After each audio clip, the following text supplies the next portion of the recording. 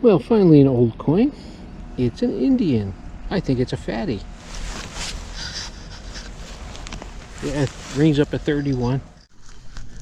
So because they're made out of a copper nickel alloy, these fatty Indians don't stand up real well in the ground. Just like modern nickels, they corrode over time. It's hard to get details off of them. A lot of times you can't even see the date. But then most people know the 1859 first year fatty Indian. There's a way to tell whether it's a first year, even if you can't see the date, and that's if there's no shield. But is that the only way to tell the difference? No. There is another. No. Listen to Yoda. He is wise. There is another way. But I'm getting ahead of myself. Let's start at the beginning.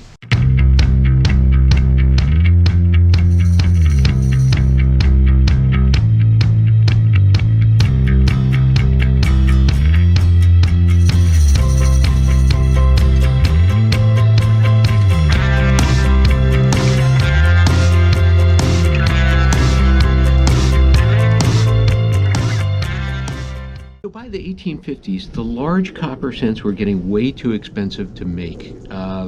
They weighed almost 4 times what a modern penny weighs, and they were pure copper, just too expensive. So the mint director at the time wanted to change the design and the composition and the size of the coin. And so he went to his main engraver, his chief engraver, who was a guy named James Longacre. Now Longacre designed some of the most unusual coins that the United States has ever had. He designed the Trime. He designed the 2-cent piece. He designed the shield nickel. He designed the 3-cent nickel, America's second nickel. And he designed the Fatty Indian and the Flying Eagle, America's first nickel. Now, if that comment confuses you, you obviously haven't watched my video on the history of the nickel. The link is in the description below. Check it out after this video. Now, the design that Longacre came up with was on the face a flying eagle, and on the back was a wreath with 1 cent in the middle. Now, the wreath was the 4 main agricultural crops of the time. There was corn, wheat, tobacco, and cotton. And it was meant to represent the entire United States. Cotton and tobacco for the South, corn and wheat for the North.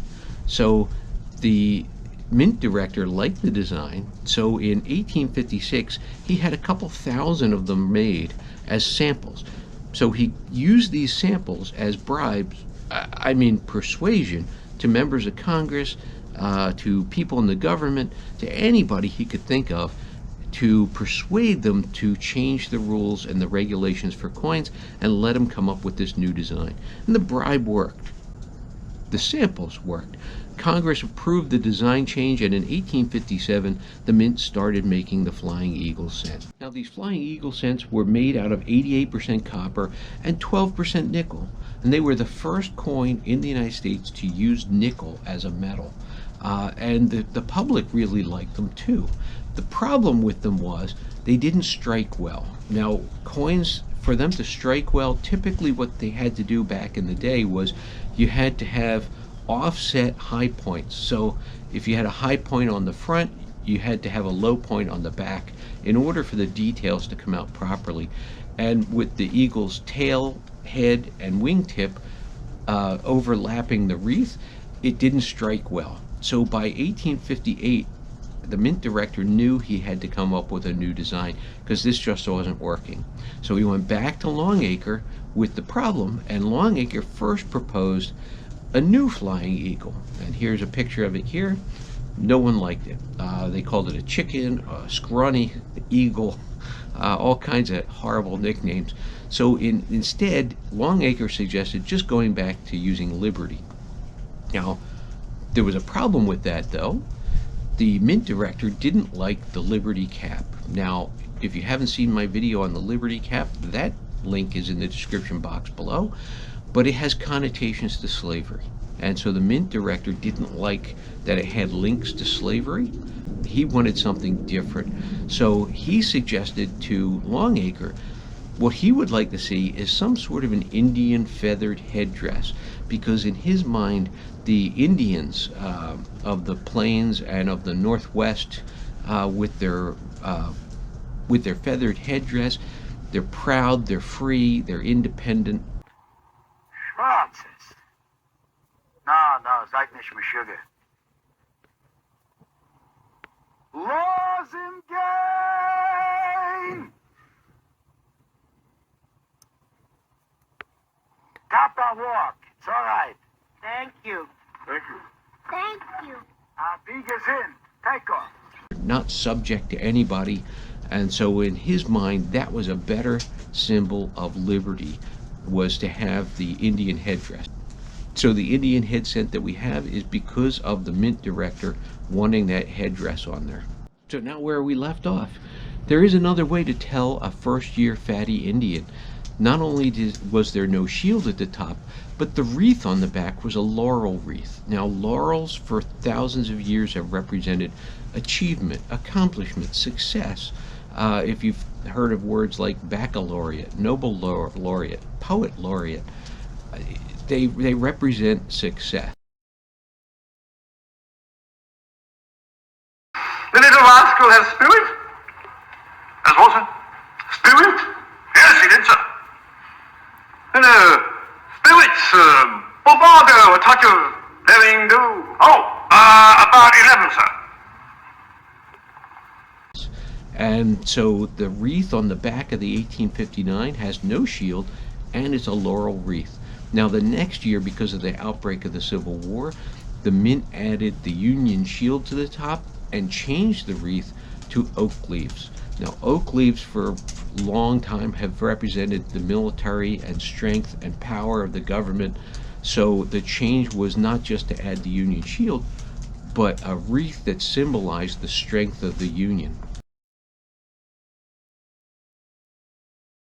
BBC with a thumb. Where's that radio? They didn't tell me! And then that wreath stayed the entire run of the Indians after that. So the next change that came wasn't until 1864, when the mint started using nickel for other coins, the 3-cent piece, and then eventually the shield nickel. They took the nickel out of the Indians and they replaced it with tin.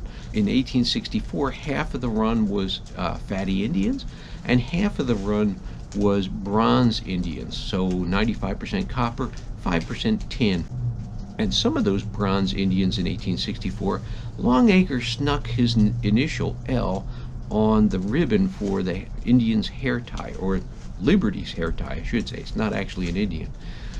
Now, he was the first engraver to sneak his initials onto a coin. So 1864, there's actually 3 varieties of Indians.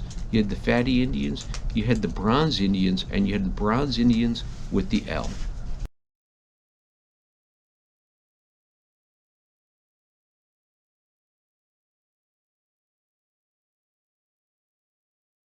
So the bronze Indians ran all the way up to 1909, which was another split year with the Lincoln cent.